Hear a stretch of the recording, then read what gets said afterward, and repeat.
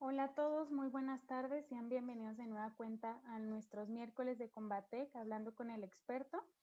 Sean bienvenidos a este evento especial de conmemoración del Día Mundial de la Diabetes.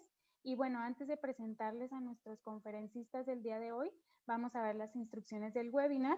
Esperamos que podamos interactuar como siempre con todos ustedes. Y bueno, recuerden, por favor, que hay que mantener las cámaras apagadas y los micrófonos en silencio para no interferir con el audio del ponente. Recuerden que en la ronda de preguntas y respuestas siempre se realiza al final y es importante que ustedes nos escriban sus dudas a través del chat en Zoom o también nos pueden comentar por Facebook Live. Y bueno, las más recurrentes durante la conferencia pues serán contestadas en vivo. Si requieren también mayor información de nuestros productos, pues saben que también nos pueden escribir un correo a servicioaclientes@combatec.com.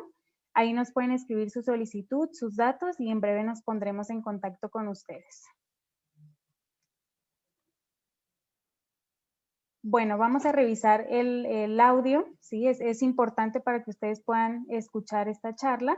Si están desde algún celular, sí es importante que identifiquen el audio que está en la parte de hasta abajo. Hay que darle clic y va a aparecer este recuadro blanco donde ustedes deben de seleccionar marcando utilizando de internet.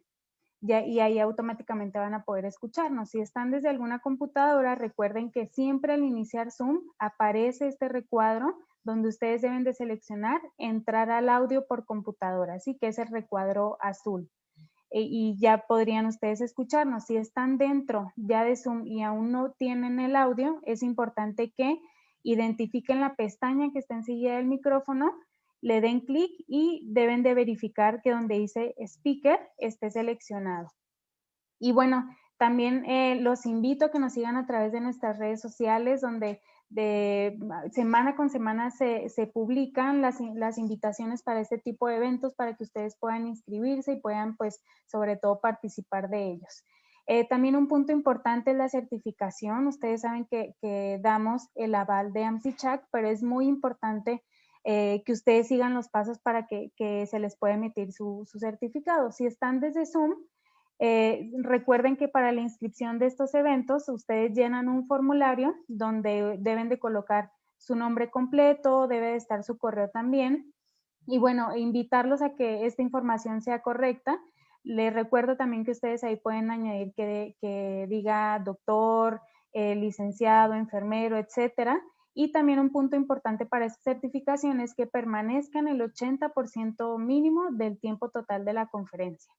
Ahora, si están en Facebook Live, también es muy importante que llenen el formulario que Combatec México comparte dentro de los comentarios de esta transmisión, donde ustedes también van a poder colocar esta misma información. Por favor, hay que corroborar de que esta información sea correcta y pues bueno, también permanecer el 80% del tiempo de la conferencia en el Facebook Live. Y bueno, el certificado se estará enviando al correo que ustedes nos escriban en este formulario. Sí, es por eso que les insisto que este pues sea correcto. Y bueno, para no alargar tanta información, voy a pasar a presentarles a nuestro primer conferencista del día de hoy. Él es médico diabetólogo, el doctor José Enríquez González Hernández. Estudió una maestría en administración en hospitales y salud pública, también un doctorado en alto rendimiento deportivo y administración del deporte. Es asociado, fundador y coordinador de Vocales de México, Centroamérica y el Caribe de la Asociación Latinoamérica de Pie Diabético. Es socio titular del Colegio Iberoamericano de Diabetes y es gerente experto de diabetes también. Actualmente, pues es el director de la clínica especializada en el manejo de diabetes de la Ciudad de México. Él nos hablará el día de hoy sobre el manejo integral del paciente con diabetes basado en educación terapéutica. Bienvenido, doctor González. Hola, muy buenas tardes a todos. Muchas gracias por la invitación a Combatec. Es un honor estar con ustedes esta tarde, compartiendo un poco de todas las actividades a nivel mundial que se realizan en conmemoración al Día Internacional de la Diabetes, que es el próximo sábado. Hoy estaremos hablando un poquito del manejo integral basado en la educación terapéutica, que pareciera algo obvio, pero ya hace algunos años que no hemos podido avanzar de manera conjunta en esos objetivos. Gracias.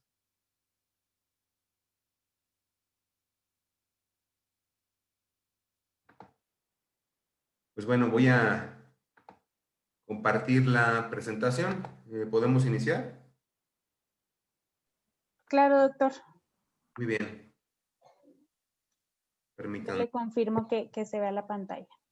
Es un honor el poder compartir con ustedes un poquito de la experiencia que se tiene acumulada en la Ciudad de México ya desde hace aproximadamente 6 años, en donde iniciamos los trabajos de manera multidisciplinaria y que, al igual que el resto de los países de Latinoamérica, creemos que lo más importante es el paciente de la toma de decisiones y que ello nos llevará al estar supervisando las acciones de autocuidado que pueda él presentar. En este momento comparto con ustedes la pantalla. Solamente déjenme encontrar la presentación que tenía aquí preparada. Bueno, siempre es algo. ¿Ahí la ven? Listo, doctor. Muy bien, vamos a iniciar. Voy a permitirme el quitar la cámara para no distraerlos a ustedes con algún tipo de gesto o ademán, pero hoy voy a compartir 6 años de experiencia acumulados al frente de un gran equipo inter, multi y transdisciplinario, cual se formó en el primer nivel de atención, en el cual hoy fehacientemente creemos el primer nivel de atención es el que debe de encargarse del manejo integral basado en la educación terapéutica en el paciente que vive con diabetes. Estaremos mezclando la diabetes 1 y la diabetes 2, no con fines clínicos, sino con fines didácticos, en el cual, como ustedes sabrán, la educación en la diabetes, cuando en 1914 el doctor Elliot Joslin define como la educación como parte del tratamiento y no como un anexo en esta enfermedad, en la diabetes 1. Y para 1950, que inicia el cambio exponencial y demográfico a nivel internacional y la acumulación de los enfermos y de los pacientes que viven con diabetes tipo 2, pues inician en 1956 los primeros equipos multidisciplinarios en los que tenían como base el educar al paciente. Voy a apagar la cámara, voy a dar inicio a la presentación. Si tienen alguna duda, por favor, son las 6:14, trataré de ser lo más breve posible. Pues bueno, el tema y el lema de hoy para el 2020, en el Día Internacional en Conmemoración y Concientización de la Diabetes, los profesionales de enfermería marcan la diferencia, lo creo fehacientemente, y por ello el doctor Jolin desde 1914 creía que la enfermería jugaría desde entonces un papel fundamental en la educación terapéutica.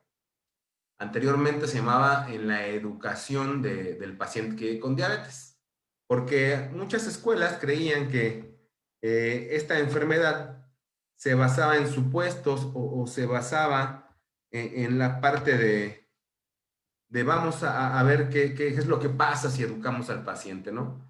Si lo invitamos a tener un cambio de estilo de vida y nunca medimos cuánto ese cambio de estilo de vida ha impactado de manera positiva.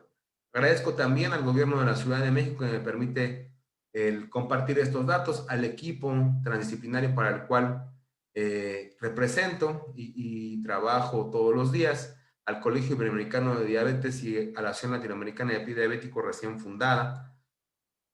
Y pues bueno, es importante el retomar las estadísticas y por ello la concientización de la enfermedad de una manera tal vez agresiva, pero no por ello menos importante.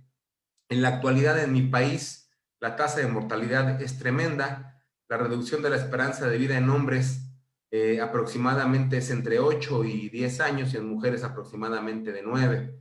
Es decir, de una esperanza de vida de hombres de 72.15 años y de mujeres 77.88, la esperanza se reduce de manera importante hasta 12 años. Es decir, las muertes prematuras se elevan cada vez más y ello eleva la estadística nacional en el que las muertes acumuladas por esta enfermedad ascienden a más de 106.525 por año. La manera más lamentable de desmenuzarlas es que la edad en la muerte prematura pues favorece a las mujeres en edad fértil. Eso es algo muy grave, puesto que la diabetes gestacional, un marcador trágico para la mujer en edad fértil, que después de dar a luz no sigue los cuidados de haber tenido este riesgo, desencadena una serie de factores de riesgo para ella y para el producto tenido. Bueno, desde 2016 en mi país se declara una emergencia sanitaria, la verdadera pandemia de 2 siglos en los cuales hemos arrastrado en Latinoamérica, que hoy somos 463 millones de habitantes viviendo con esta enfermedad en el mundo. Esto lo dice el Atlas de la Diabetes para 2019. En América Latina aproximadamente 90 millones. Es muy grande, puesto que aproximadamente en México 1 de cada 3 muertes están asociadas directamente a esta enfermedad y a sus complicaciones mortales. Después de esta declaratoria en 2016 para la emergencia sanitaria, México es el primer país que se suma a Ciudades Cambiando la Diabetes, no por una intervención política, sino por una intervención sanitaria en donde pues más de 95,000 muertes asociadas a esta enfermedad, atribuidas directamente a las complicaciones, la OMS y algunas fundaciones se dieron cartas en el asunto y empezaron a trabajar de manera conjunta. Hoy, la población mexicana de casi 131 millones de habitantes, el 13.9 tiene ya esta enfermedad. En la Ciudad de México, 2.2 millones de habitantes viven con ella. Es decir, es muy importante el separar los términos, aunque sean semánticos. Hoy el paciente ya no es un paciente diabético. Hoy el tener la enfermedad no condiciona un diagnóstico de muerte. Hoy es una oportunidad de cambio basado en la educación terapéutica y por ello los esfuerzos y estrategias conjuntas están haciendo todo lo posible por sumar las acciones de manera multidisciplinaria con la finalidad de individualizar el tratamiento y en ello disminuir las complicaciones de las personas que se tienen ya identificadas como personas que viven con diabetes. Pero lo más trágico de esta historia es que de este porcentaje que nosotros podemos ver en México, de ese 13.9, existe aproximadamente 12.1 millones más de personas mexicanas que ya tienen una alteración en la glucosa en ayuno. Es decir, que sus niveles de glucosa de manera matinal amanecen por arriba de 110 miligramos de glucosa. Muy seguramente, si no ejercemos una educación pronta, agresiva, terapéutica y multidisciplinaria y en un seguimiento en cuanto a la gestión del autocuidado, estas personas serán personas que vivan con diabetes. Entonces, los millones de personas que viven con diabetes, que hoy son 463, si sumamos estos 10 primeros países, pues estaremos teniendo aproximadamente casi 1,000 millones de personas que viven con la enfermedad.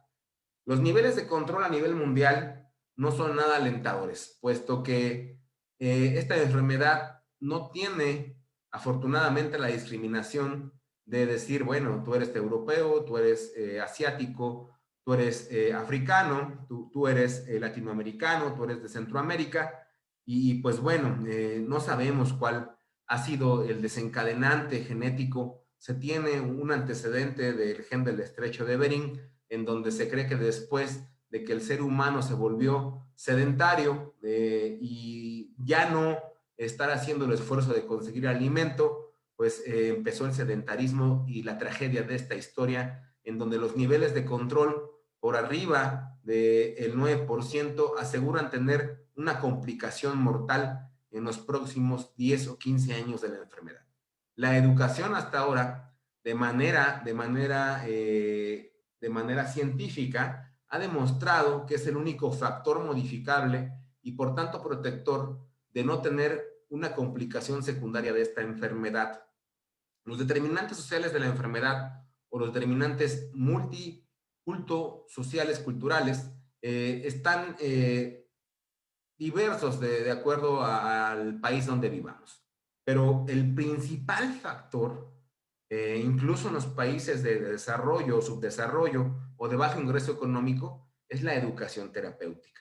Evidentemente, las limitantes que conocemos, desde el hecho de hablar la misma lengua, de el tener el sentido de la vista intacto y el poder comunicarse, es algo importante. Cuando hablo de la educación, no necesariamente tiene que ver con el grado académico que ha desarrollado nuestro paciente, puesto que hay estudios que demuestran que independientemente de que sea un PhD, un postdoctoral o una persona que trabaja como obrero, los dos pueden mostrar distintos grados de educación en la enfermedad. Y esto se debe principalmente a que la relación en la que el médico y el paciente y el sistema de salud donde se desenvuelve esté capacitado con educadores en la diabetes. Hoy la educación en la diabetes no es una opción más.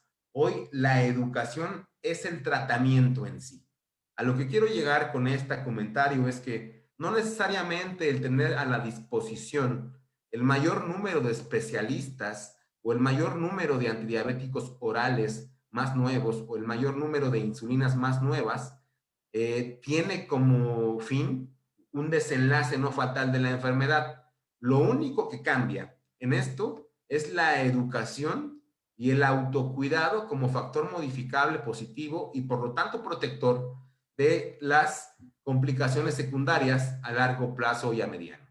Esto es un ejemplo que nos comparte la Fundación Novo, en donde probablemente ustedes saben la regla de los tercios, que podemos ver que aproximadamente de los 130 millones de mexicanos que cohabitamos, 12 de manera estadística, de manera formal, viven ya con la enfermedad. Y si aterrizamos las estadísticas en un número más entendible, mucho más fácil, 12 pacientes que tienen esta enfermedad, solamente 8 son diagnosticados. Es decir, 4 andan por la calle creyendo que no pasa nada, que la obesidad central está normalizada, que el ser obeso o gordito desde niño es la parte más sana.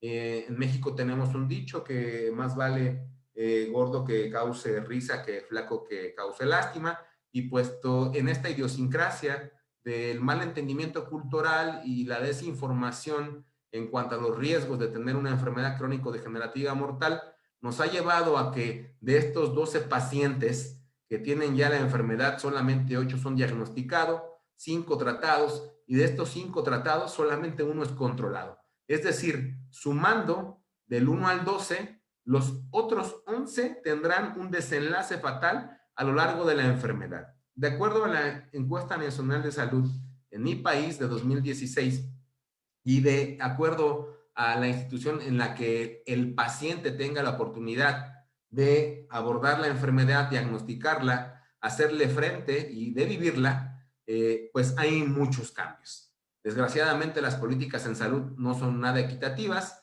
no son nada justas, puesto que el presupuesto se reparte de acuerdo al número de pacientes que uno trate, pero no al número de pacientes que eduque y que tenga en control. Y es por ello que hoy, no sé si pase en el resto de los países de Latinoamérica, en el país existe una serie de consultorios anexos a las farmacias de manera privada, en donde se ofertan servicios de medicina de primer contacto, en el que no necesariamente se registra la información del paciente que se tiene, el diagnóstico que se le da y el inicio del tratamiento. Y eso nos lleva a un desenlace fatal, puesto que el paciente cuando llega a una institución de manera pública o privada, pues tiene ya un retraso del diagnóstico de entre 5 y 7 años. Y con ello coincide con el desgaste de la reserva pancreática. Cuando el paciente llega con nosotros y se ha diagnosticado como paciente que vive con diabetes, específicamente del paciente de diabetes tipo 2, pues ya no le van a hacer nada los medicamentos antidiabéticos orales de primera línea, puesto que la reserva pancreática se ha gastado.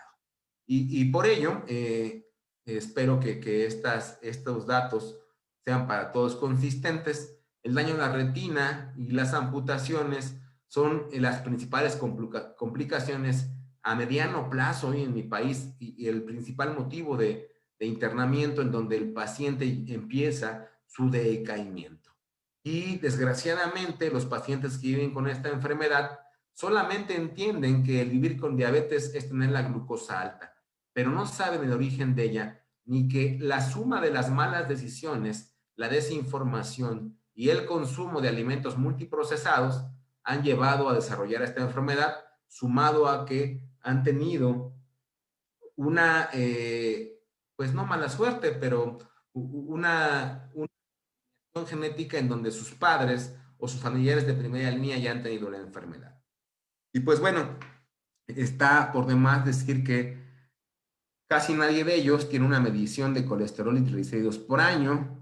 Nunca muchos de ellos se han aplicado una vacuna contra neumococo, contra influenza. Casi nadie de los pacientes se le ha medido el nivel de orina, la microalbuminuria, ni les han hecho una revisión oftalmológica y por supuesto les han revisado los pies y el tipo de calzado que tienen y utilizan, les puede llegar o llevar a desencadenar un síndrome de pie diabético de alto riesgo. Y pues bueno, hasta aquí los esquemas desde que se inició el tratamiento de esta enfermedad a base de la metformina, en donde se creía que el glucocentrismo, lo que hoy llamamos los expertos en esta enfermedad, el egocentrismo, creíamos que solamente el controlar la glucosa a través de medicamentos, de recursos disponibles y la tecnología, y estoy hablando solamente del medidor de glucosa, el glucómetro, nos aseguraba el 30% de control. Esta fórmula glucocentrista está ya deshecha y hoy lo que propone este equipo multidisciplinario y transdisciplinario es que tenemos que tener una sumatoria de muchos más componentes de manera transdisciplinaria y transversal a través de la gerencia política, de las sociedades civiles, de la capacitación continua del paciente, de sus redes de apoyo y sobre todo del personal de salud. Esto es a lo que llamamos educación terapéutica. La educación en la diabetes hasta hace un par de años solamente hablaba de los 7 comportamientos de esta enfermedad, en donde nos hablaba de ser activo, de tener una actitud positiva, del medirnos constantemente, de no tener actividades de riesgo, del tomar los medicamentos a tiempo, pero hoy estos comportamientos en la diabetes han sumado a todos los componentes que hacen que esta fórmula pueda apostar a la educación y al autocuidado como único factor con la finalidad de aumentar el 30% de control de estos pacientes a un 60%. No sabemos si esta premisa o esto que nosotros ponemos en conjunto con el doctor Fernando Ramírez, que es el líder de esta publicación, tendrá un resultado medible y, por supuesto, replicable a lo largo de la historia de la enfermedad. El glucocentrismo hoy no permite el seguir teniendo esta inercia terapéutica que tenía como fin el solamente tener la glucosa en la mira central del objetivo. No, es importante, por supuesto, que el paradigma y la base y la punta de la pirámide es los niveles de glucosa por los cuales circulan de manera diaria el paciente. Pero hoy los consensos internacionales, estoy hablando de la ADA y la Asociación Europea de Estudio de Diabetes y de la Endocrinológica de Diabetes Americana, pues tiene como tal esta parte de prevenir o retrasar las complicaciones, y esto desde 2018 lo publicó a través de una gestión, de un seguimiento regular, y lo que más importante, el enfoque del paciente centrado en las necesidades de manera individual, puesto que lo que hoy conocemos como un nivel de hemoglobina glucosilada en control no es lo mismo para ningún paciente en la misma edad ni en el mismo sexo, puesto que él se enfrenta a condiciones epigenéticas de manera distinta a lo largo del día a día.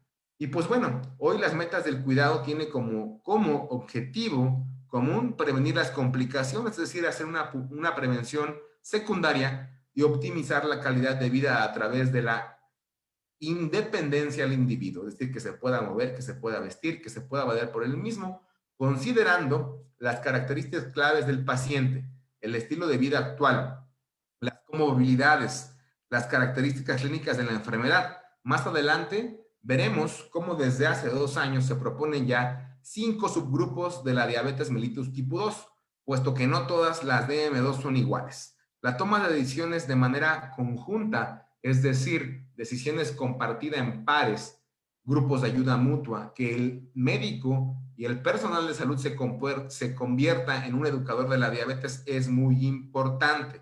El acuerdo de plan de manejo, las limitaciones y las metas de llegada conjunta serán entonces de aquí en adelante para cualquiera de las escuelas que ustedes gusten y manden, la europea, la americana, la latinoamericana, la LAT, siempre será la educación terapéutica, ya no la educación en diabetes, puesto que no sirve de mucho que solamente el personal en salud se vuelva educador en diabetes. También tenemos que hacer partícipe al paciente con información importante, certera, veraz, pero sobre todo reproducible y medible.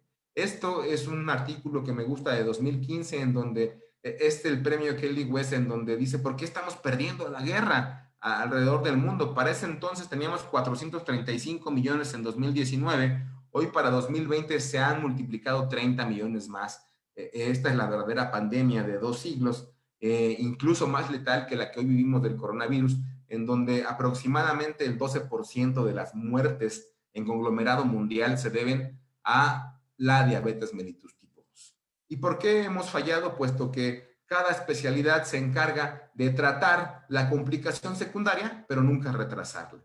Es decir, el ortopedista, el cirujano, el oftalmólogo, el nutriólogo, el médico diabetólogo, internista y el médico de primer contacto nunca o casi nunca se conocen y por lo tanto no tienen un objetivo central en los equipos multidisciplinarios que tengan el paciente al centro.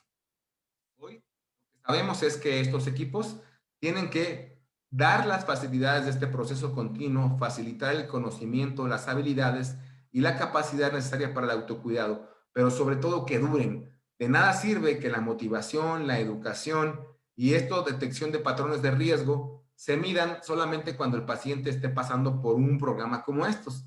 Tienen que medirse a lo largo de la vida, puesto que hoy lo que sabemos, la herencia del glucocentrismo en estudios como el UCAPADS y el BATS nos dicen que las monoterapias o las terapias duales, por más que sean buenas, tienden a fracasar en los próximos 5 años. También esto pasa cuando el paciente no se le mide las habilidades replicables y que ha aprendido en un programa de educación terapéutica en la diabetes. Desde esta parte de los equipos interdisciplinarios para 2017 decía que este artículo, que entre más sumemos la comunicación, las maneras de tener una comunicación asertiva entre el paciente y la evidencia del mundo real, tendremos mucho más datos que analizar y por lo tanto procesos que mejorar durante el tratamiento transdisciplinario de esta enfermedad. Y pues bueno, es importante el tener en cuenta que hoy en nuestro país, hasta donde yo sé, existen aproximadamente 5 grupos que tienen como premisa la educación terapéutica. En la Ciudad de México existen 2, el Instituto Nacional de la Nutrición, nosotros como Servicio de Salud Pública, en Monterrey, en Guadalajara y en Tamaulipas. Y un equipo multidisciplinario exitoso es el que siempre tiene como parte que un todo los hacen sus componentes principales. El paciente como centro de toma de decisiones, la colaboración y el autoconocimiento de él, pero sobre todo la capacitación continua, harán que las decisiones basadas en la evidencia científica tengan un desenlace para ambos lados. Hoy podemos tener que la historia de la educación en la diabetes, y esto es conmemorando por esta semana tan importante y el sábado que sigo, el doctor Elliot Joslin decía que la diabetes es como una carroza jalada por algunos caballos y el más importante de ellos es el que lleva la educación y es en la calle.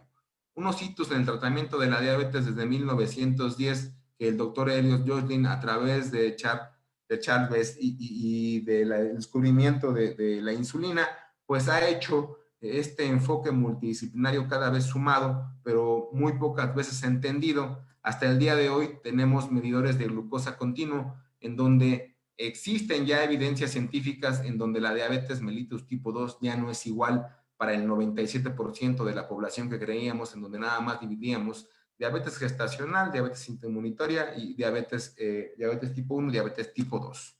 Hoy sabemos que estos devices van progresando con la era de manera continua y pues poco a poco tendremos muchas más tecnologías que tenemos que sumar a esta fórmula en la que la educación terapéutica y el manejo de estas tecnologías sumarán al mejor control llamado tiempo en rango. Hoy el tiempo en rango es la meta o la manera de medir el éxito de las intervenciones de educación terapéutica, puesto que dos pacientes que tienen la misma hemoglobina glucosilada no siempre tienen el tiempo en rango ambos de ellos. Es muy importante el sumar a estos elementos dentro de la transdisciplinariedad.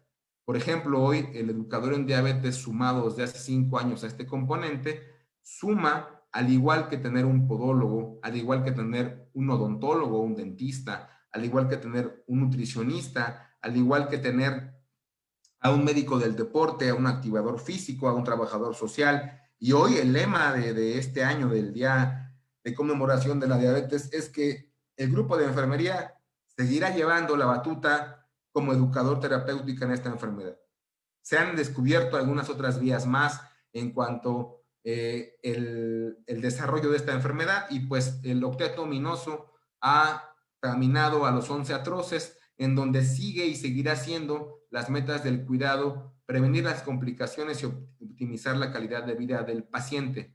Hoy la epigenética, es decir, cómo el factor ambiente modifica de manera positiva o negativa el precedente el síndrome de resistencia a la insulina para desarrollar esta enfermedad. Y pues bueno, existen muchas más publicaciones premisorias que nos dicen que estamos por tener por primera vez los primeros pasos del tratamiento de esta enfermedad de manera individualizada.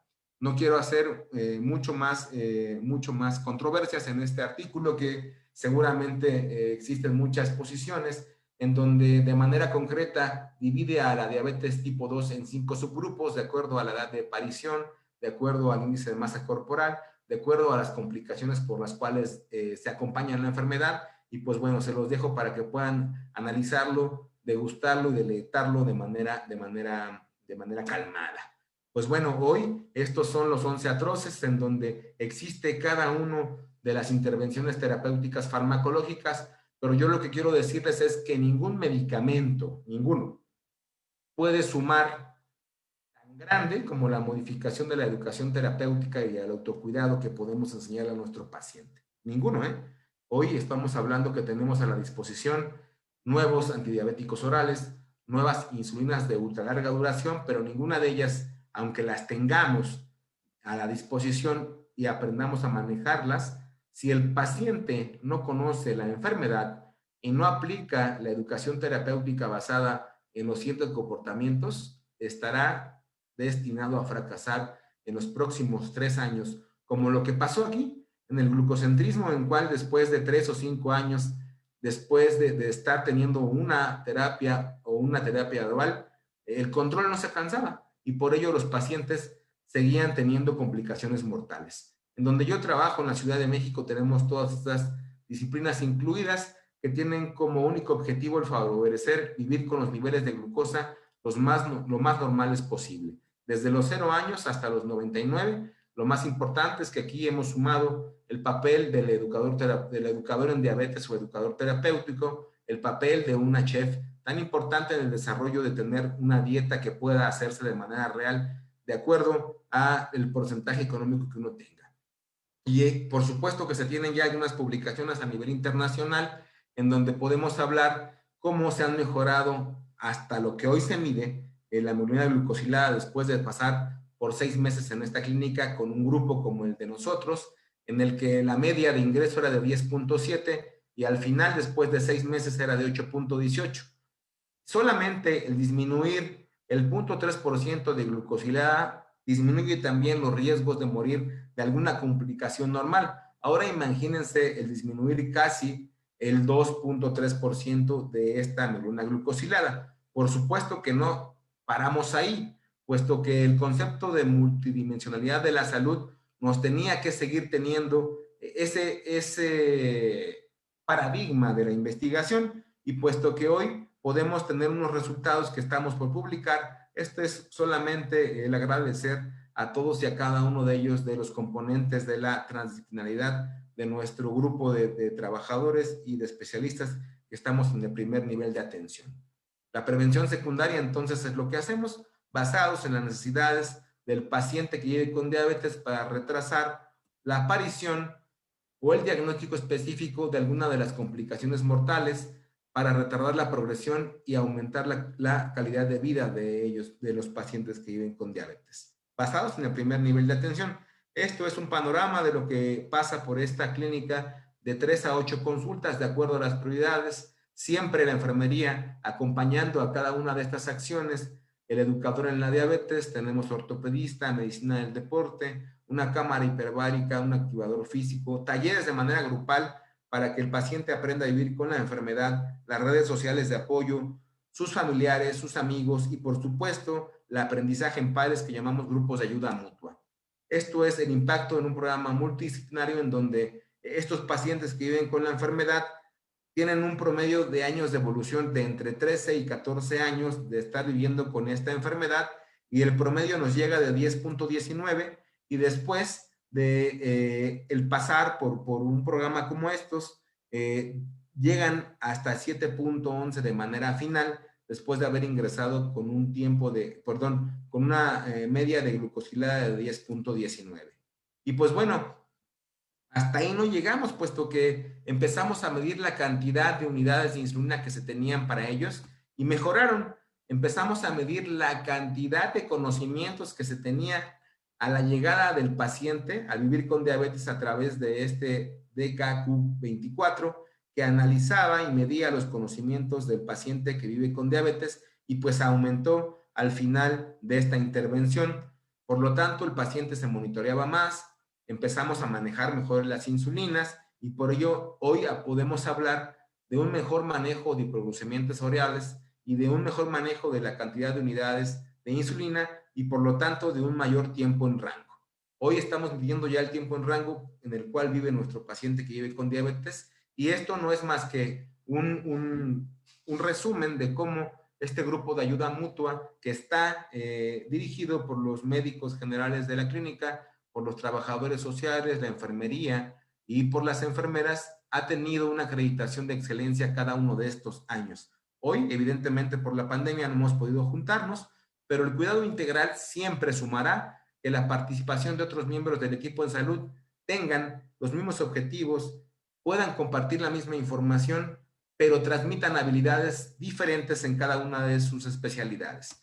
No quiero decir que esto sea la panacea, puesto que conozco que hay muchas limitantes a nivel de Latinoamérica para tener un equipo como estos de manera junta o de manera continua, pero es importante que el personal de la salud se capacite para ser por lo menos un educador en la diabetes. Hoy las medidas preventivas han aumentado en cuanto al autocuidado, el monitoreo, la revisión de pies, el asistir a un oftalmólogo, el tener decisiones alimentarias mejores durante su día, el disminuir retos, y por lo tanto quiero terminar la plática recordando que el glucocentrismo nunca nos dejará nada bueno, puesto que a lo largo de 5 años llegaremos a un desenlace fatal. Y por lo tanto, los grupos multidisciplinarios y el tratamiento integral basados en la educación terapéutica siempre tendrá un mejor desenlace no fatal en el desarrollo de esta enfermedad, y por lo tanto los aspectos médicos, la salud mental, el estilo de vida y la educación siempre serán los primordiales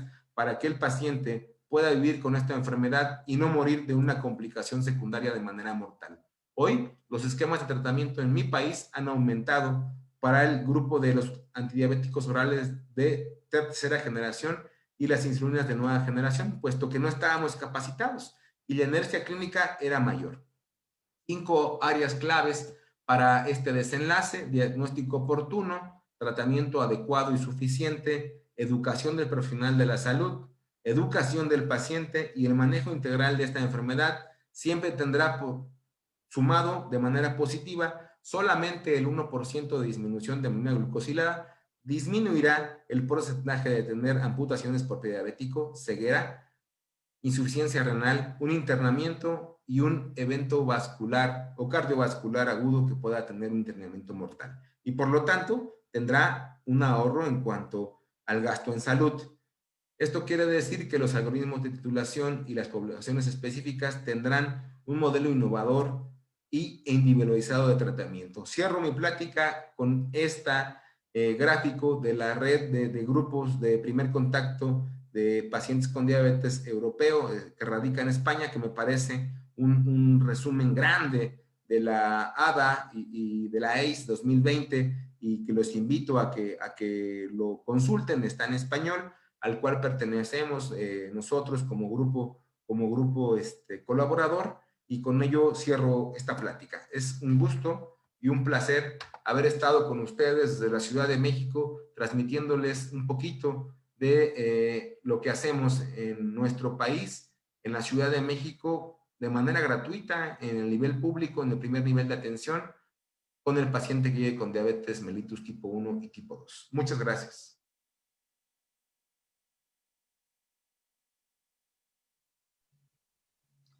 Muchas gracias, doctor Enrique, por compartirnos sobre todo su experiencia en esta tarde. Pues estamos muy agradecidos de poderlo tener aquí. Y pues bueno, vamos a pasar a nuestro segundo conferencista y recuerden que nos pueden escribir sus dudas a través del chat aquí en Zoom, por Facebook, y pues al finalizar nuestro siguiente conferencista pues vamos a pasar a esta sesión. Tengo que compartir pantalla. Es que tengo que dejar de compartir yo. Sí. Gracias, Doc. Gracias. Saludos, José. Saludos. Hola, doctor. Muy buenas noches. ¿Cómo están? Hola, bien, Karina. bien. Hola.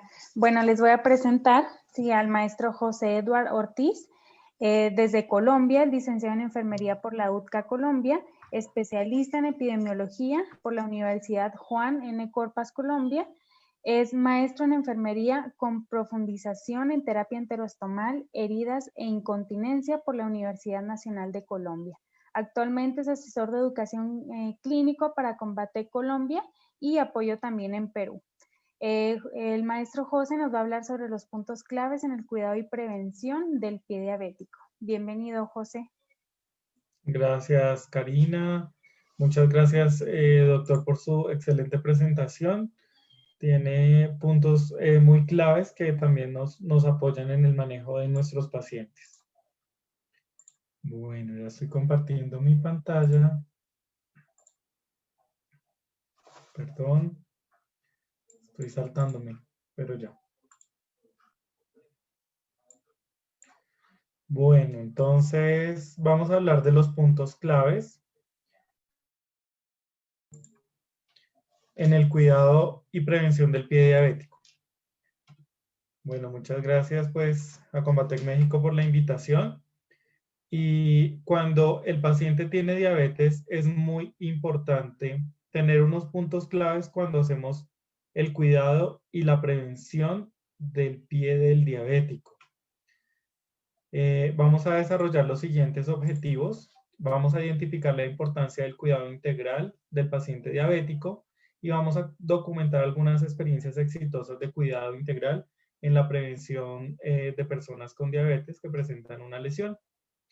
Uno de los puntos más claves en el cuidado y la prevención del pie diabético es quitarle las medias y los zapatos a la persona que tiene diabetes. Ese es el punto más clave. O sea, si ustedes cuando tengan un paciente diabético logran quitar medias y zapatos, ya con eso yo quedo satisfecho porque es importante para la prevención poder valorar y mirar cómo están los pies de un paciente con diabetes.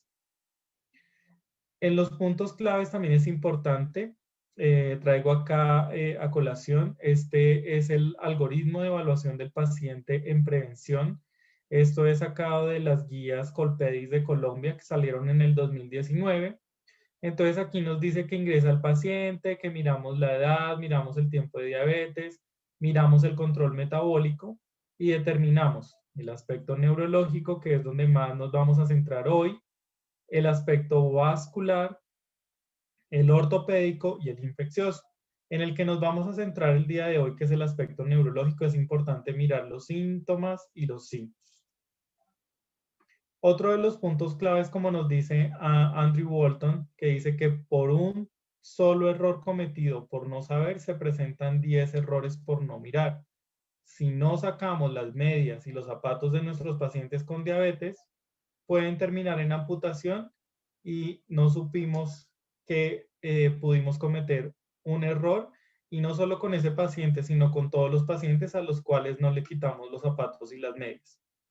Cuando nosotros hacemos valoración y tamizaje de las personas con diabetes, podemos encontrarnos esto.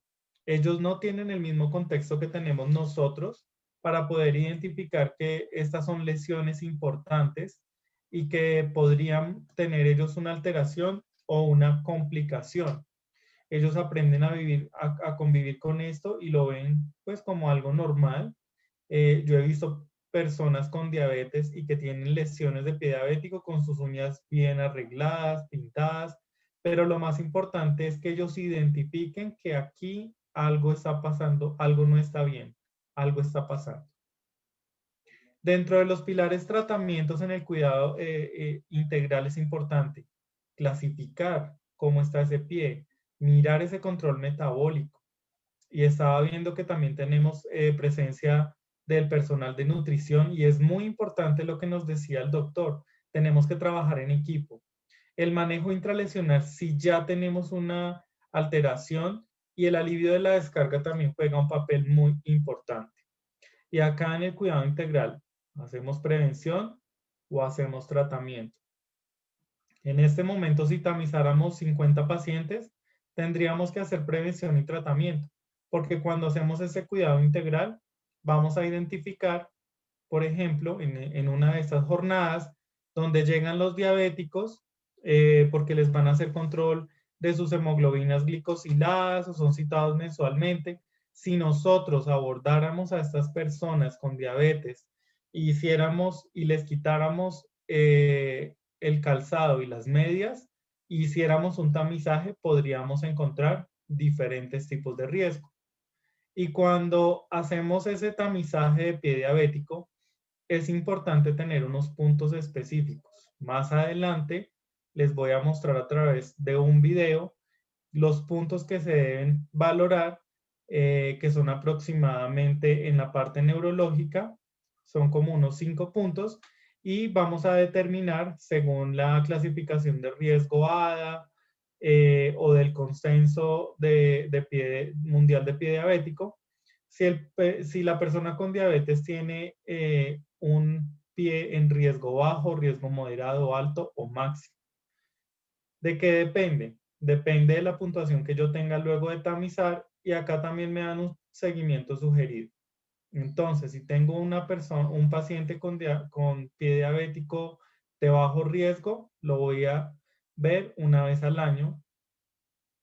Si es moderado, cada 6 meses, si es alto, cada 3, y si es máximo, de 1 a 3 meses. Igual que con la escala de la Asociación Diabetológica Americana, vamos a hacer un seguimiento de riesgo 0 anual, de riesgo 1 de 3 a 6 meses, de riesgo 2 de 3 a 6 meses y de riesgo 3 de 1 a 2 meses por el especialista. Y acá en la definición vamos a ver que se van a presentar algunas alteraciones. Cuando hacemos los tamizajes podemos encontrar también deformaciones, pero para el paciente de pronto esto es normal, se colocan y se adecúan su calzado, pero por eso es importante que identifiquemos qué está pasando con esta persona con diabetes que tiene alteraciones en sus pies. En el cuidado integral es importante, miren lo que obtuvimos luego de hacer un tamizaje. Esto para el paciente, ella en este sentido pensaba que era normal, pero acá yo puedo hacer prevención, puedo hacer manejo, puedo hacer tratamiento, puedo dar la educación a la persona con diabetes. Acá, por ejemplo, usamos productos para el manejo, como el Sapgel, que nos brinda hidratación. Si ya hay heridas extensas, pues lo ideal es utilizar una tecnología como el Aquacel Gemas Extra, pero si es algo superficial, podríamos utilizar el Duodextratin o el Foam Light, de los cuales les voy a hablar más adelante.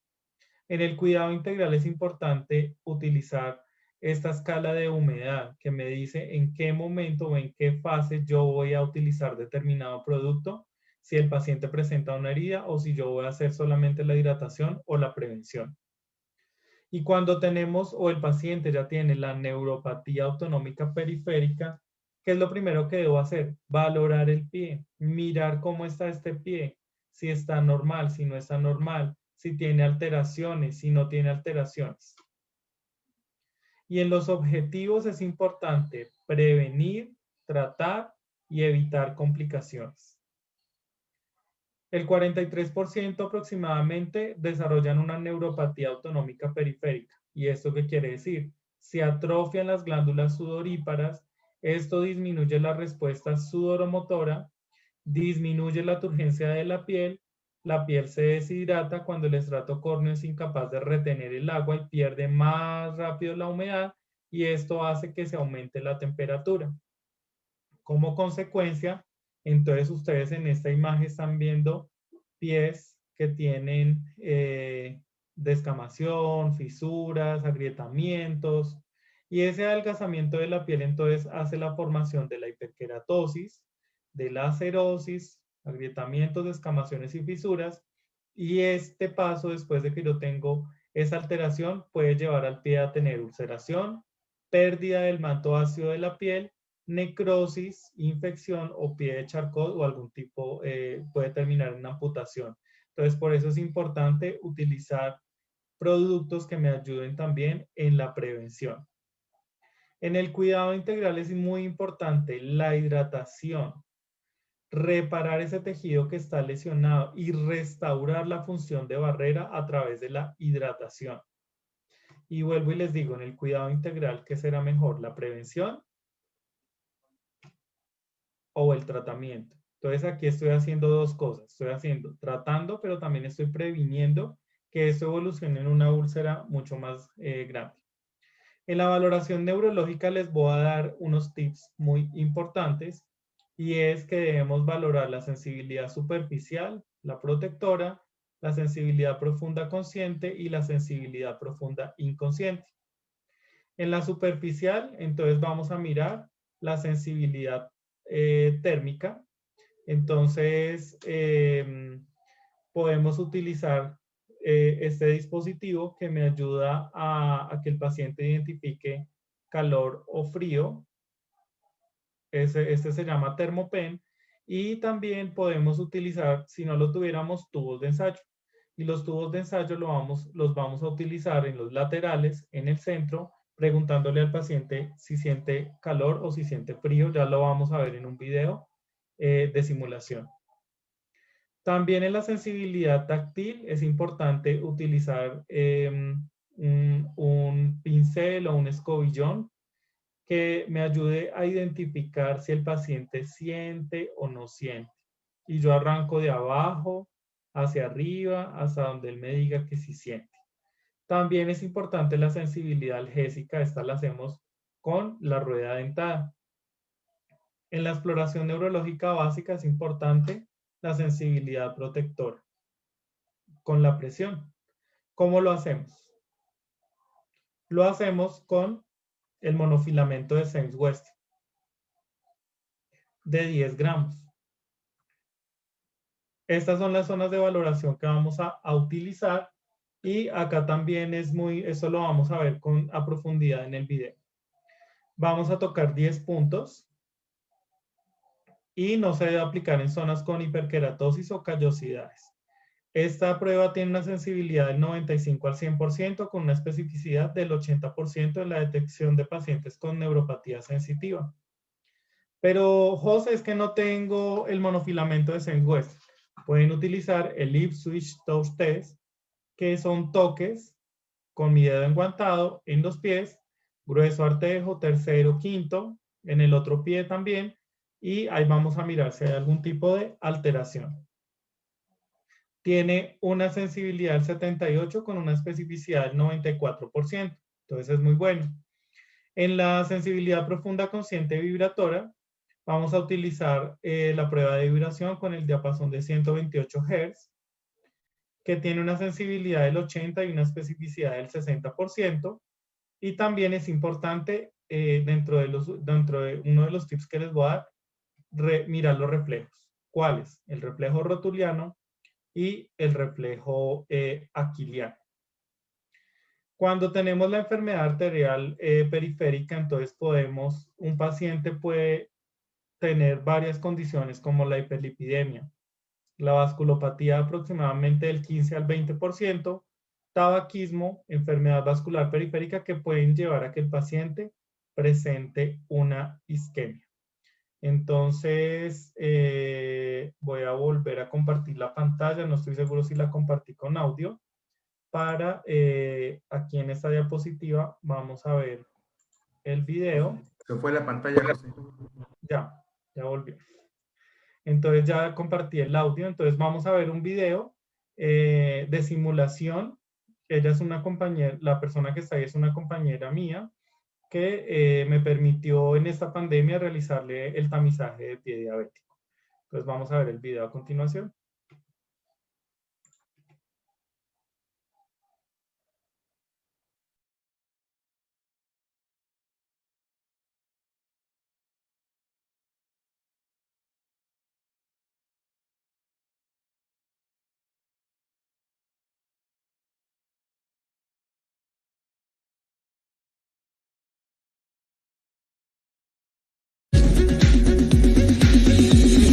Gina, para la realización de este tamizaje para la gestión del riesgo de la Asociación Diabetológica Americana, queremos que usted nos conteste las preguntas lo más segura posible para tener las respuestas que nos indiquen si tiene alto, mediano o bajo riesgo. Para iniciar, quiero realizarle las siguientes preguntas. Primero, ¿cuántos años tiene? Tengo 27 años. 27 años. ¿Es diabética? Hace 6 meses me diagnosticaron. Hace 6 meses. ¿Ha recibido examen podológico previo? No sé. Perfecto. ¿Es hipertensa? No. ¿Fuma? Sí. ¿Le han dicho si tiene dislipidemia? No sé nada. ¿Tiene alguna enfermedad vascular conocida? No. Bueno, Gina, muchas gracias. Vamos a pasar a la parte de la valoración. Primero vamos a mirar la parte neurológica de sus pies, para lo cual yo le voy a pedir que se quite los zapatos y las medias y vamos a hacer la valoración del pie. Para la valoración neurológica del pie es importante que tengamos nuestro equipo de valoración neurológica que, como ustedes lo observan, consta de varios instrumentos. Tenemos los martillos de reflejo, la rueda dentada y en este aquí también es importante tener un pincel. Podemos añadir también el diapasón de 128 Hz y el monofilamento de Sims West. Vamos a realizar la descripción en cada una de las fases de valoración neurológica. En la parte de la valoración táctil podemos utilizar un pincel y siempre es importante decirle al paciente, tocándole las manos de abajo hacia arriba y le vamos preguntando si siente o no siente. Este es un pincel sencillo. También podemos utilizar en el martillo de reflejos, en la parte de abajo también, si no tenemos pincel, podemos encontrar un escobillón que también nos puede ayudar a que el paciente nos describa la sensibilidad superficial. Cuando realizamos esta sensibilidad superficial, también utilizamos la sensibilidad térmica y acá podemos tomar un objeto que nos pueda generar algo de calor, donde el paciente pueda percibir calor o pueda percibir frío. En la parte de sensibilidad protectora vamos a utilizar nuestro monofilamento de Sims Weston. Lo utilizamos con el paciente en unos puntos que ya los vamos a revisar. También es importante en la sensibilidad vibratoria el diapasón de 128 Hz, que lo podemos poner a vibrar y el paciente va a sentir una vibración. Para la sensibilidad motora vamos a, con nuestro paciente, a utilizar el martillo de reflejo para mirar el reflejo aquiliano y el reflejo rotuliano. Y hasta ahí sería toda la parte que vamos a utilizar en nuestra valoración neurológica con nuestro paciente. Para esta parte de la valoración neurológica, colocamos a nuestro paciente en una posición cómoda. En este caso está en decúbito supino, y vamos a iniciar con la valoración musculoesquelética de los pies. Para esto, primero vamos a mirar tanto en el pie derecho como en el izquierdo si nuestra paciente presenta alus valgus. En este caso no tenemos, entonces no colocamos ninguna alteración. Verificamos los dedos, si tiene dedos en garra, si tiene dedos en martillo, en este caso no tenemos. Si el pie es completamente plano, y acá pues lo aconsejable es que nuestra paciente se ponga de pie, ahora lo vamos a valorar. Si tiene pie cabo, también es importante verificar si nuestra paciente tiene micosis interdigital. Miramos los interdigitales, en este caso no tenemos micosis interdigital. Miramos las uñas. Nuestra paciente, lo ideal es que no tengan esmalte para poder mirar si tenemos algún tipo de micosis ungueal. También si el paciente presenta pie de Charcot, que es una anormalidad anatómica, en este caso no tenemos pie de Charcot, y vamos a mirar si nuestra paciente tiene hiperkeratosis. En algunas zonas encontramos algo de hiperkeratosis. Acá vamos a colocar que sí hay alteración y que tenemos hiperkeratosis tanto en el pie izquierdo como en el pie derecho. En la valoración neurológica, primero en la valoración táctil, vamos a preguntarle a nuestra paciente con este pincel, primero en las manos, qué siente. Le vamos a decir que cierre los ojos y ella nos va a describir qué siente, y luego lo vamos a hacer en los pies. En las manos le vamos a preguntar qué siente. ¿Qué siente? Cosquillita. Ella siente cosquillitas, y ahora vamos a pasar el pincel en la parte dorsal de abajo hacia arriba. ¿Qué siente? Cosquilla. ¿Siente o no siente? Ahí. Sí, siento. Ahí. No. Acá es importante indicar y que el paciente esté seguro de que sí. Acá siente. Sí. Acá siente. Sí. ¿Qué siente? Cosquilla. Perfecto. Vamos a hacer la valoración térmica, para lo cual yo voy a utilizar la parte plástica, la voy a calentar un poco, y en sus manos le voy a preguntar qué siente. ¿Qué siente? Caliente. Y acá, Frío. la parte fría va a ser la parte metálica. Vamos a hacer lo mismo con el pie. ¿Qué siente? Caliente. Acá, Caliente. acá, Frío. acá, Frío. y ahí evaluamos la valoración neurológica superficial térmica. Para la sensibilidad protectora vamos a utilizar el monofilamento de Stein-Westheim en unos puntos específicos. Primero lo vamos a hacer tanto en el pie derecho como en el izquierdo, y vamos a mirar grueso artejo, el tercer artejo, el quinto artejo, primera cabeza metatarsiana, la tercera y la quinta cabeza metatarsiana. Vamos a mirar en el arco, en el mesopié, en el arco plantar y en el calcáneo. Esos son los puntos. Y el punto número 10 en la parte dorsal, entre el primero y el segundo artejo, en la mitad. Entonces vamos a iniciar primero en la mano. También vamos a preguntarle a ella qué siente. ¿Qué siente? Pullitas. Siente una pullita. Vamos a ir al pie izquierdo. ¿Qué siente? Pullita. Grueso artejo, En el tercero, ¿qué siente? Pullitas. ¿Siente o no siente?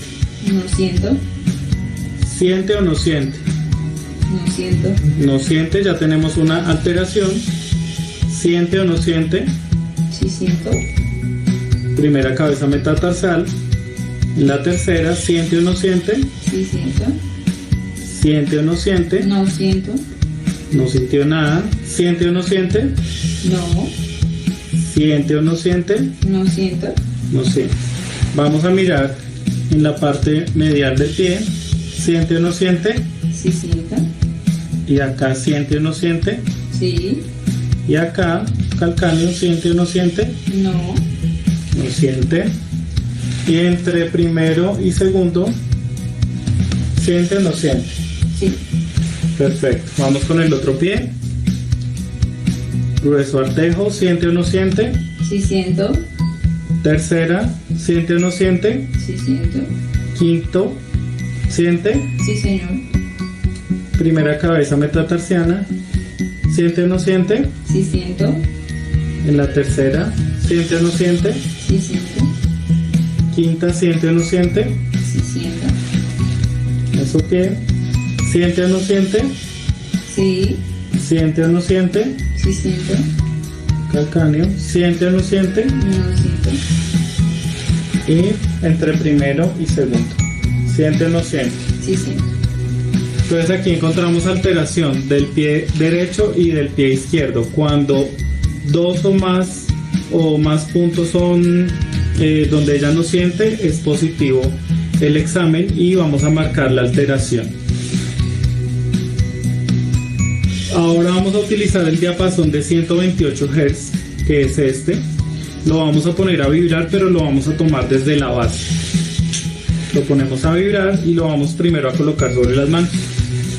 ¿Qué siente? Vibración. Siente vibración. Lo volvemos a poner. Lo colocamos en el maléolo interno. ¿Qué siente? Vibración. Grueso artejo. ¿Qué siente? Nada. Lo ponemos a vibrar más. ¿Qué siente? Vibración. Me va a decir cuándo para la vibración. Ya. Ahí paró. Muy bien. Ahora lo vamos a hacer en el pie derecho. Maléolo interno. ¿Qué siente? Vibración. Grueso artejo. ¿Qué siente? Vibración.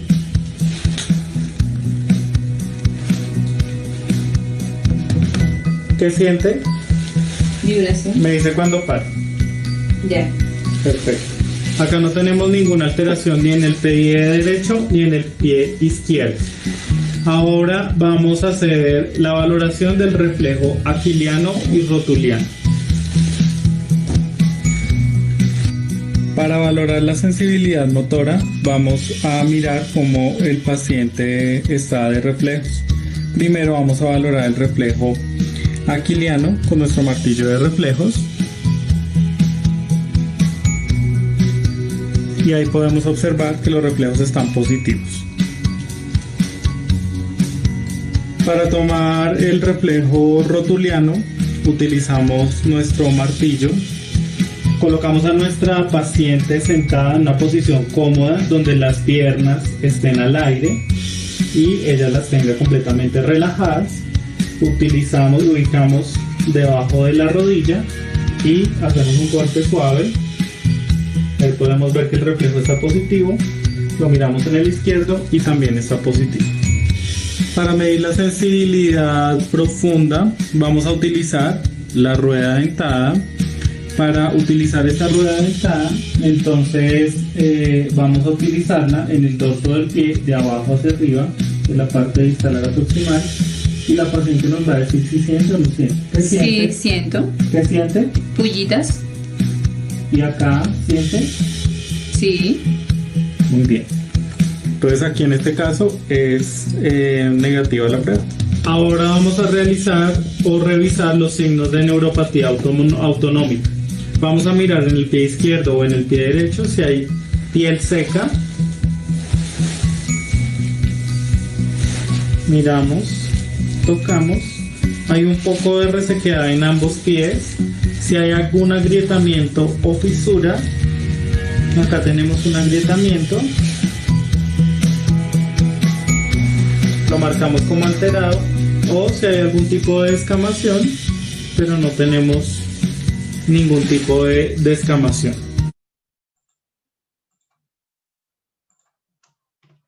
Bueno, entonces, luego de revisar y de realizar esta valoración neurológica, entonces yo puedo encontrar también pacientes como este, por ejemplo, un paciente con diabetes mellitus tipo 2, que tiene hace 20 años una amputación del primer artejo del miembro inferior derecho. Acá es importante la valoración de riesgo de úlcera de pie diabético da 3, que es máxima, pérdida de la sensibilidad protectora y daño autonómico, con resequedad, queratosis y fisuras. Acá vemos la ampliación y tenemos una lesión de predominio en cara medial del pulpejo del primer artejo del miembro inferior derecho. Tenemos un tejido hiperqueratósico no viable con sospecha de lesión de tejidos profundos, como lo vemos ahí. En el plan de manejo, importante, el control glicémico, el alivio de la descarga, las recomendaciones en el calzado, aplicación, por ejemplo, del Sapgel 3 veces al día, con un control cada 15 días. Aquí en la evolución vemos el inicio, vemos cómo va mejorando la lesión con la hidratación, día 0, día 5 y día 22. Y acá ustedes pueden ver cómo ya queda la hidratación aproximadamente con un control al día 50, donde con la hidratación podemos mejorar esas alteraciones autonómicas que se pueden manejar de manera temprana. Tenemos aquí otro caso, es un cuidado de pie diabético con micosis interdigital, es un paciente masculino de 50 años. Acá en Colombia es del régimen contributivo, es independiente, y acá en el examen podológico encontramos algo muy importante y es la micosis interdigital bilateral en todos los espacios, hiperkeratosis en retropié, mediopié y antepié, con onicomicosis en uñas del primero, segundo, tercero, cuarto, quinto artejo bilateral. Miramos los antecedentes patológicos, tiene una diabetes no insulino dependiente, hipertensión arterial, obesidad, y el resultado de la hemoglobina glicosilada de 7,80. Acá ustedes están viendo la micosis, acá en los espacios interdigitales. También la onicomicosis en las uñas de todos los artejos, la piel seca, descamativa, el paciente con mal control metabólico y baja adherencia al autocuidado.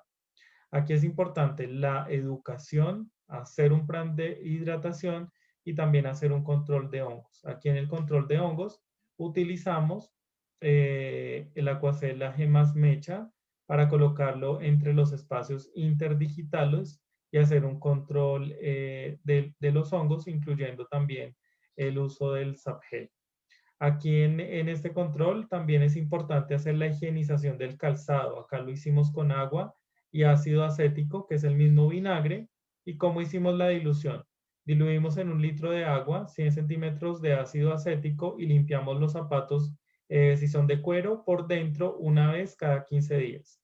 Si es calzado de tela, diluimos en un balde de agua 10 litros más 2 tazas de ácido acético, sumergimos los zapatos durante 30 minutos y continuamos con el lavado con el detergente habitual que se realice.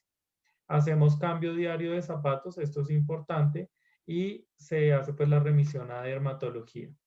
Acá en el control podológico, ustedes pueden observar que con estas medidas podemos hacer control de los hongos. Por eso es importante destacar la aplicación de una tecnología que me ayude a controlar la humedad y la carga bacteriana en esos espacios interdigitales, la higienización del calzado con agua y ácido acético y la hidratación 2 veces al día con Sapgel también. También es importante el cuidado integral en la prevención, y la educación del cuidado de los pies es algo y es un pilar fundamental. Ese es otro de los tips que tenemos y que les traigo el día de hoy. Aquí hay 10 tips específicos. El primero es entender. Necesitamos entender al paciente. Necesitamos que el paciente entienda también que va a tener algunas alteraciones con la diabetes que tiene en este momento. Alteraciones vasculares, alteraciones de todo índole que que le pueden causar alguna complicación. Entender los cambios de los pies, entender que se altera el tejido nervioso, entender que ya no va a percibir lo mismo, que si de pronto lo pinchan, de pronto él no va a sentir, si tiene la piedra en el calzado tampoco la va a sentir, y también van a haber daños en los vasos sanguíneos, que es lo que genera la alteración vascular. Esta piedra, por ejemplo, en el calzado, para un paciente puede decir, no, pues es normal. Y si no se lo ve y no siente, pues la herida va a ir creciendo. Por eso la importancia de que el paciente mire, de que inspeccione y de que entienda también sus pies. Y de que no vaya a terminar en complicaciones, ¿no? Y que vaya a terminar en heridas con infecciones más complicadas. El segundo tipo, el segundo paso es ver los pies. Hay que mirar con lupa, pedirle el favor también a los familiares, hay que mirar las micosis interdigitales, hay que mirar las uñas, hay que mirar la resequedad, hay que mirar todas las alteraciones que el paciente tenga. Si el mismo paciente se está haciendo su corte de uñas, mirar si tiene algún tipo de herida, como tienen los pies. En el tip número 3 hay que lavar los pies. Debemos enseñarles a ellos que con toda la seguridad, con una silla, con un platón, ellos se laven muy bien los pies. Muchas veces ellos se olvidan de los pies y no se los lavan, y es importante darles esta educación. Cuando se lavan los pies, ellos deben secar los pies con toques suaves con la toalla. También secar los espacios interdigitales, pero con toques suaves. Lo ideal es que esta toalla no la vayan a arrastrar ellos, porque la piel también es muy sensible y la podrían dañar. Y en el paso número 4 es importante la hidratación. Si ellos perciben toda esta resequedad, toda esta hiperkeratosis, es importante hidratar para poder mejorar y disminuir los riesgos. Entonces miren, por ejemplo, cómo estaba esta lesión y cómo se puede con una hidratación mejorar completamente la condición de este pie. Las uñas. Las uñas también son un factor muy importante. Si van al podólogo, lo ideal es que, pues que las recorte. Si ellos los van a recortar o van a cortar sus uñas en la casa, lo ideal es que no las corten, que utilicen una lima y que hagan un corte completamente recto, no un corte completamente ovalado. Esa sería como la forma correcta de cortar las uñas y de tener este cuidado en los pies. También es importante enseñarles a ellos a evitar golpes, cortadas y peladuras, que no caminen descalzo, que revisen el interior de sus zapatos, que usen medias suaves de algodón o hilo, que no tengan costuras ni elásticos, que no usen botellas de agua caliente porque se podrían quemar, que no utilicen los callicidas porque los callicidas pueden generar diferentes tipos de lesiones. Entonces hay que proteger los pies del calor excesivo, de medias que tengan muchos resortes, de zapatos que sean inadecuados donde el pie no esté cómodo, y también la parte de la protección es importante realizarla.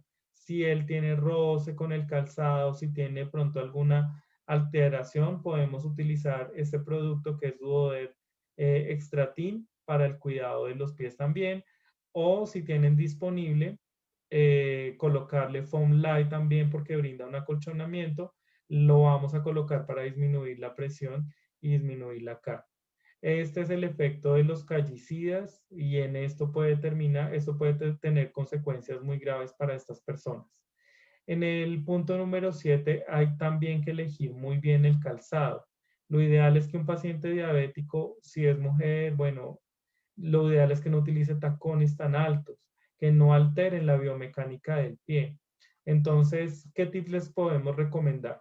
Pues no un calzado con ruedas, no un calzado tan alto, no un calzado en donde, mejor dicho, no puedan ni caminar, ¿sí? Y un calzado abierto tampoco, sino vamos a recomendarles un calzado que sea cómodo, acorde a las necesidades que ellos tienen, sobre todo un calzado que tenga una puntera ancha y alta, un espacio libre entre los dedos largos, una puntera que al menos que pueda quedar a través del dedo, que tenga una mejor adaptación en la parte del empeine, que tenga un ligero tacón, no más de 4 o 5 centímetros. Lo ideal es que sea de 2 a 3 centímetros y que sea de una suela antideslizante que pues evite que el paciente se vaya a caer. ¿Qué calzado debe utilizar? Un calzado que no tenga tantos relieves en el interior y un calzado que no se doble. El que debe caminar es el zapato, no el pie. Entonces aquí lo importante es que ellos utilicen este tipo de calzado que no se dobla. Yo desde que vi encontré que la evidencia decía que toca usar calzado que no se doble tanto. Yo trato de comprar mis zapatos que no se doblen tanto. Tengo pie plano y eso me ayuda a que a que yo no me sienta tan cansado. En el paso número 8 es importante caminar, recomendarles una caminata diaria, al menos de 20 minutos, 30 minutos, pero que lo hagan con ese fin, no que me voy a ir a hacer las vueltas al banco y ya no. Háganlo de rutina, traten de que ellos caminen y vamos a tener mejores resultados. En el tip número 9 es importante que ellos tengan una actitud positiva, que se tomen sus medicamentos a la hora puntual, que consulten periódicamente, que utilicen su glucómetro, que asistan a las charlas de educación, que no consuman azúcar y que hagan ejercicio. Y que ellos repitan que sí quieren, sí pueden y que lo están logrando. Y en el paso número 10, la llamada a un amigo. Si no tenemos un personal, el paciente no tiene el médico de confianza, pues lo ideal es que contacte a un profesional de la salud que le puede ayudar a guiar las alteraciones del pie que puede tener. También es recomendable, no es que yo tengo un grupo de 50 diabéticos. Hagan un grupo de WhatsApp con los 50 diabéticos y ayúdenlos, denles educación, denles tips. Hagamos promoción y prevención. Este es el resumen de estos 10 últimos tips después de la valoración neurológica. Y por último, estos puntos son muy claves en el cuidado y la prevención del pie diabético. Primero, un programa que prevenga de amputaciones. Segundo, evaluar la presencia de vasculopatía, neuropatía y alteraciones de apoyo y cambios dermatológicos. Tomar medidas protectoras y correctoras que prevengan el desarrollo de úlceras de pie. El control metabólico es súper importante. Proteger deformidades del roce del calzado, disminuir y retirar esos focos de infección y los antecedentes de úlceras o amputaciones o pie de Charcot hay que revisarlos a profundidad. Muchísimas gracias. Eso era lo que yo quería compartir con ustedes esta noche y pues de nuevo muchas gracias por la invitación.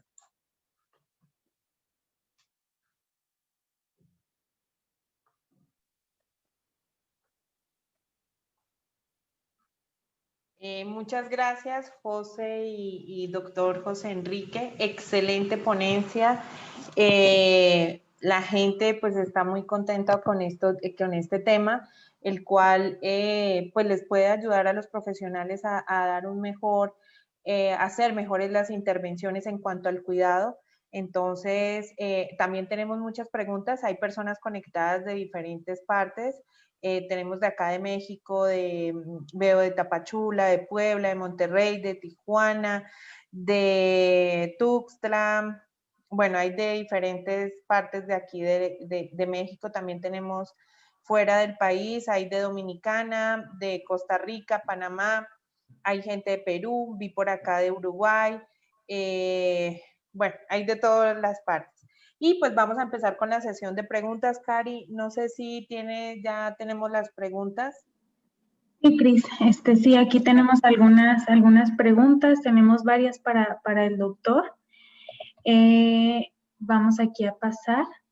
Y bueno, Cecilia nos cuenta aquí por el chat en Zoom lo siguiente. Esta pregunta es para el doctor. ¿A qué se refiere con el uso de la tecnología para el control de la diabetes? ¿Es el uso de glucómetro o incluye algunos otros aspectos? Bueno, en el mundo real principalmente la tecnología disponible es el glucómetro. Hoy tenemos algunos devices como las bombas de insulina, las bombas de infusión, los monitores continuos de glucosa, pero para el mundo real de Latinoamérica, y creo que el 90% de los pacientes que viven con esta enfermedad es el glucómetro. De nada sirve que mi paciente haga el esfuerzo económico por tenerlo si el médico o el equipo de salud no le dice cada cuándo monitorearse, cómo monitorearse, pero sobre todo no analiza la información que llegando a cada consulta el paciente ofrece. Oiga, doctor, traje mi monitoreo de un mes. Ah, sí, doña Juanita, muchas gracias. Y lo primero que hace el médico es desecharlo. Y eso es un esfuerzo que el paciente, su red de apoyo familiar y económico ha hecho fuertemente. Y si nosotros no sabemos utilizarlo, interpretarlo y sobre todo aplicarlo en el ajuste medicamentoso y educativo, de nada va a servir. Esa es la principal herramienta tecnológica que tenemos y bueno, habrá pacientes que tienen económicamente otro tipo de posibilidades. Muchas gracias, doctor. Tenemos aquí también otra pregunta de Karina Morales aquí por Zoom y nos dice lo siguiente. Se ha vuelto una moda la dieta keto dentro de las personas diabéticas. ¿Esta dieta es recomendable en esos casos o usted qué opina, doctor? Bueno, ningún régimen alimentario que priva de algún grupo alimentario es buena para ninguna enfermedad.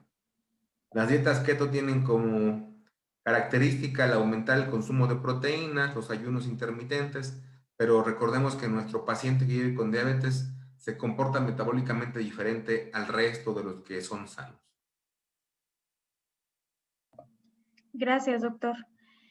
Vanessa nos dice lo siguiente. Buenas tardes. Se ha vuelto tendencia el ayuno prolongado con la finalidad de bajar niveles de glicemia. ¿Qué tanto es verdad esto, doctor? Yo creo que es una información errónea, ¿no? Entre más tiempo exista entre la ingesta alimentaria una de otra, los mecanismos autorregulatorios de la glucosa tendrán como principal finalidad el mantener por arriba de los niveles normales esta. El paciente que vive con diabetes no debe de ayunar más de 4 o 5 horas, exceptuando cuando se va a dormir. Y por eso el reto principal de monitorear al paciente incluso en la madrugada. Gracias, doctor. Tenemos aquí de Blanca. Blanca nos escribe también aquí por Zoom y nos cuenta cuál es el verdadero riesgo de amputación en pie diabético, doctor. Es una pregunta muy general, pero una vez que aparece el diagnóstico del síndrome de pie diabético en agudo y no es tratado adecuadamente hasta un 85%. Muchas gracias, doctor. Estoy leyendo aquí las preguntas también de Facebook. Y bueno, nos preguntan, si se toma la metformina, ¿puede retrasar el diagnóstico de diabetes? Estamos hablando de una condición que se llama prediabetes. La prediabetes hoy se trata de manera farmacológica y el primer fármaco, de acuerdo al médico, pues sí es la metformina. Y sumados a la educación de estilo de vida, una actividad física moderada de manera continua y a los comportamientos de autocuidado, puede incluso revertir el que el paciente con prediabetes pueda migrar a una entidad de diabetes mellitus. Gracias, doctor. Bueno, nos preguntan también, nos dicen lo siguiente también aquí por Facebook. Actualmente existen fuentes de información que indican el tratamiento inicial de insulina a pacientes ya diagnosticados y en algunas instituciones no se realizan como tal. ¿Considera usted que un inicio farmacológico pueda provocar secuelas en vez del inicio de tratamiento con esquema de insulina? Bueno, existen escuelas y hoy lo que sabemos es que una insulinización temprana puede valer la pena para un paciente de difícil control que tenga muchas más comorbilidades como hipertensión, obesidad, insuficiencia cardíaca. Y iniciar la insulina no siempre es una premisa de que la va a utilizar toda la vida. Hablando de diabetes mellitus tipo 2. Entonces, la insulinización temprana puede revertirse después de llegar a unos objetivos meta. pero sí vale la pena cuando hay comorbilidades. Gracias, doctor. José, acá nos están preguntando por qué se pierde la sensibilidad y me gustaría que reforzara cuáles serían los cuidados que se deben tener al perder la sensibilidad de los pies.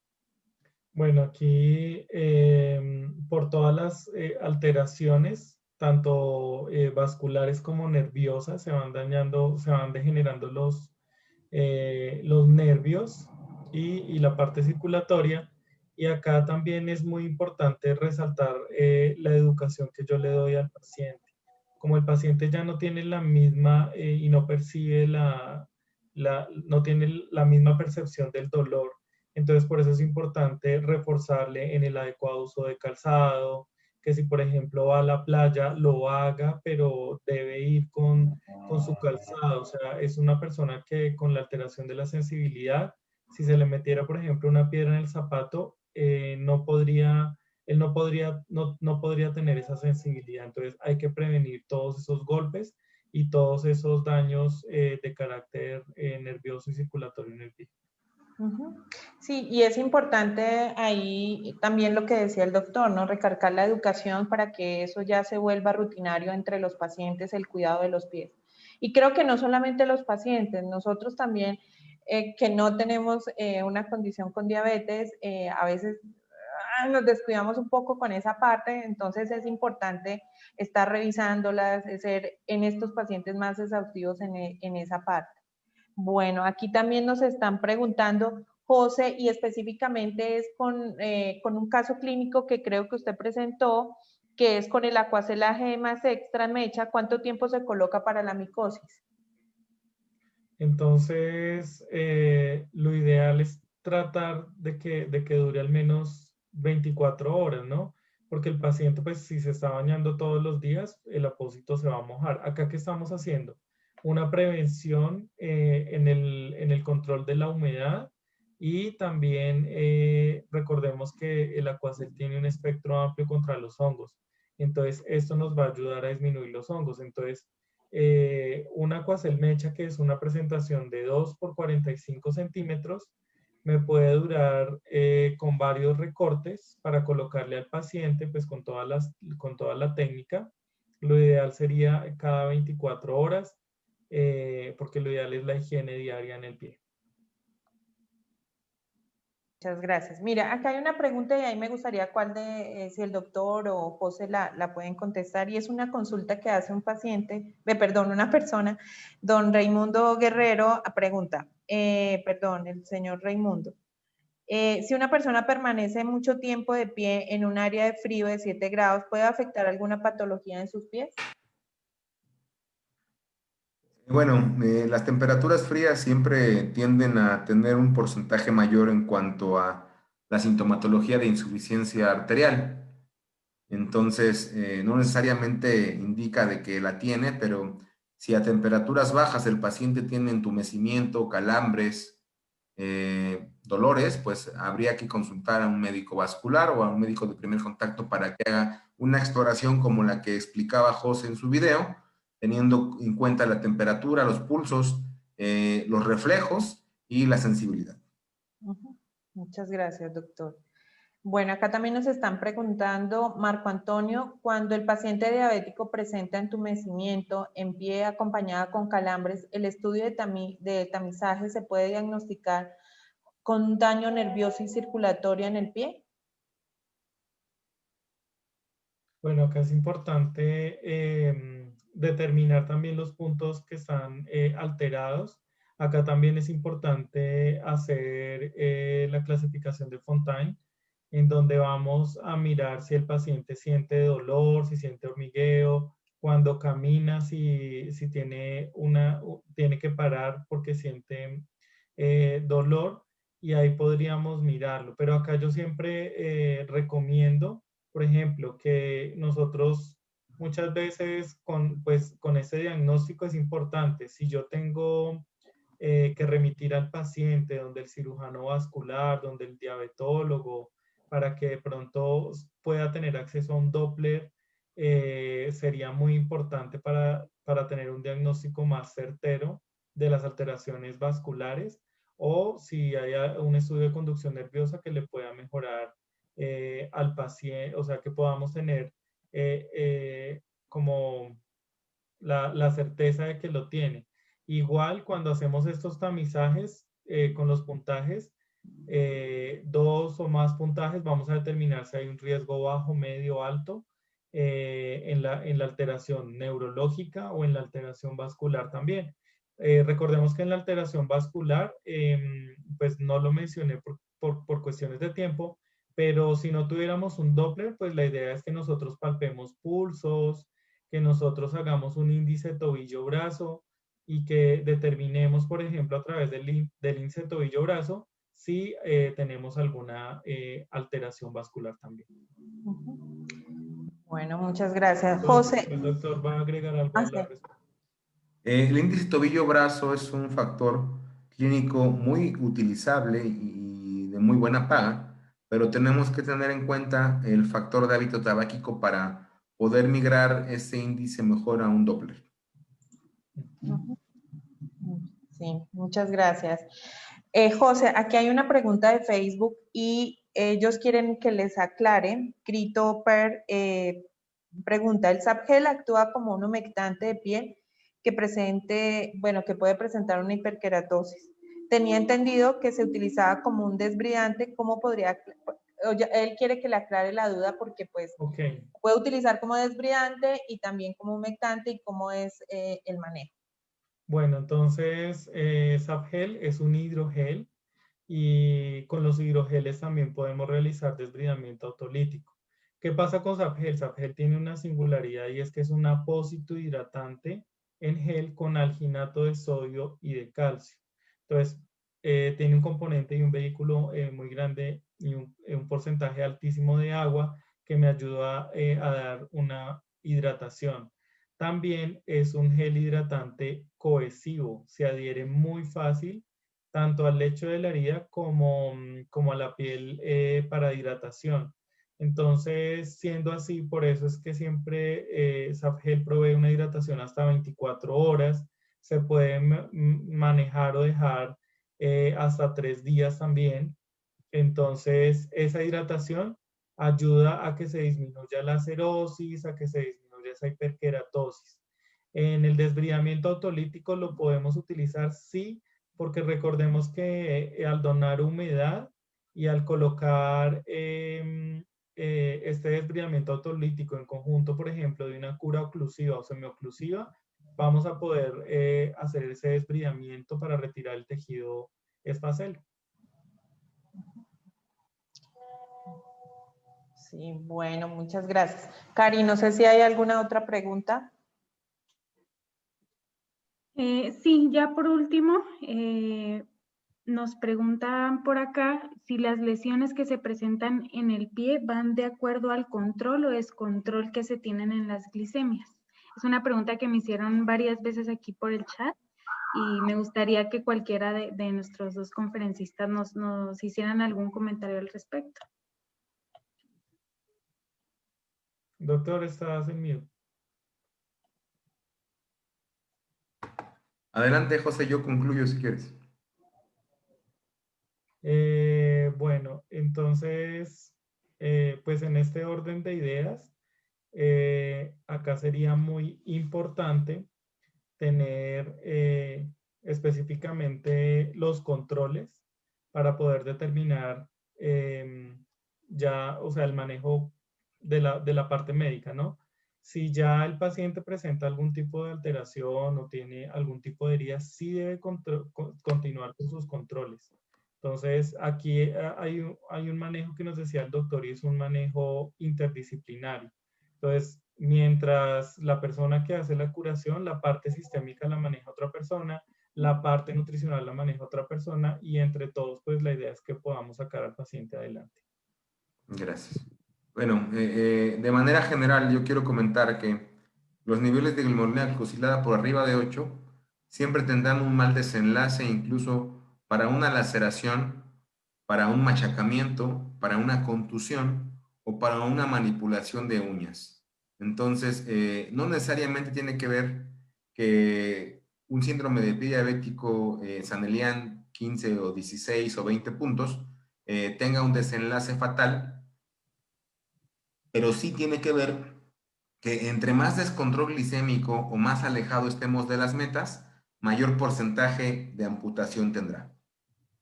Y por lo tanto, mayor tiempo en cuanto a la cicatrización y mayor manejo en cuanto a la cura húmeda inteligente.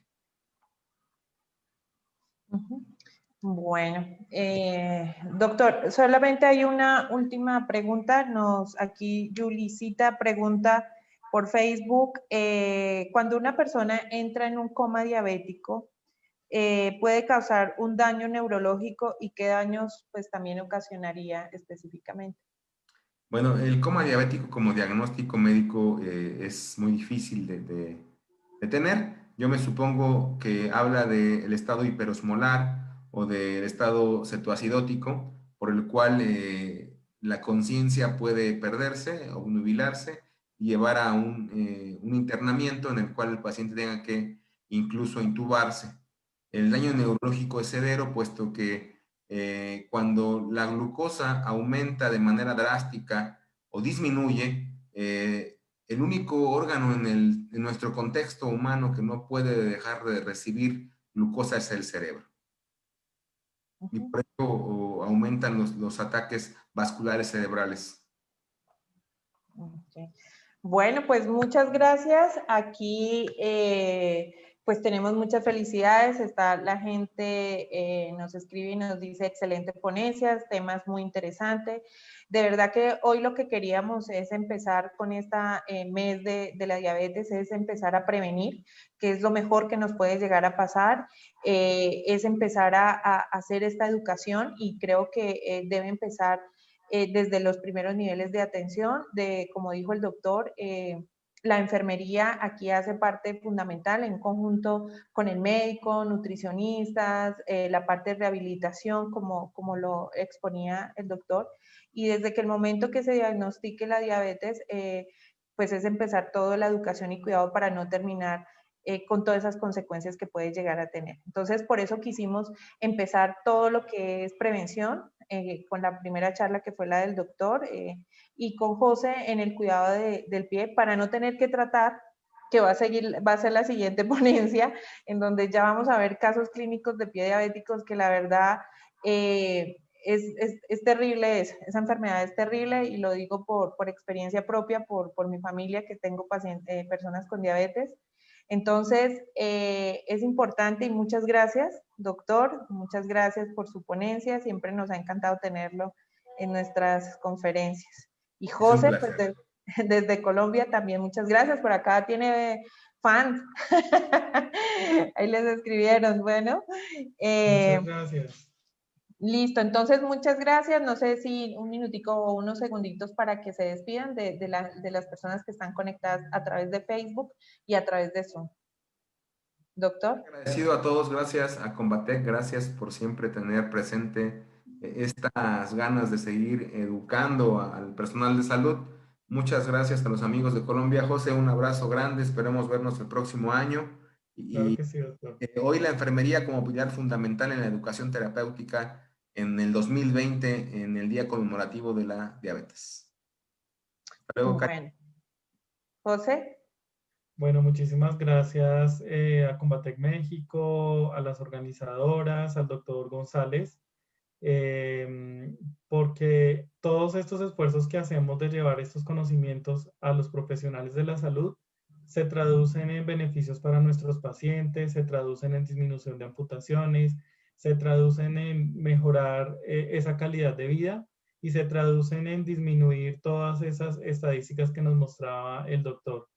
Entonces, pues nada, a todos también les mando un afectuoso abrazo, un saludo muy cordial y agradecerles a todas las personas que están acá conectadas a través del chat de Zoom y a través de Facebook por estar esta noche haciendo la diferencia para nuestros pacientes que tengan diabetes y que necesiten todo nuestro apoyo.